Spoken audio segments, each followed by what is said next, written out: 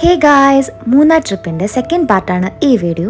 എത്തിയപ്പോൾ തന്നെ ഞങ്ങൾക്ക് ലഞ്ചിനുള്ള ടൈമായി. അങ്ങനെ ഞങ്ങൾ ഇഷ്ടപ്പെട്ട എല്ലാം ഓർഡർ ചെയ്തു, പിന്നെ ഒരു ഡെസേർട്ടും കഴിച്ചു. ഇനി ബ്രേക്ക്ഫാസ്റ്റ് ടൈമാണ്. ബ്രേക്ക്ഫാസ്റ്റ് മെനുവിൽ എനിക്ക് ഏറ്റവും ഇഷ്ടപ്പെട്ടത് ഈ ഒരു ഫ്രഞ്ച് ടോസ്റ്റും വിത്ത് മേപ്പിൾ സിറപ്പുമാണ്.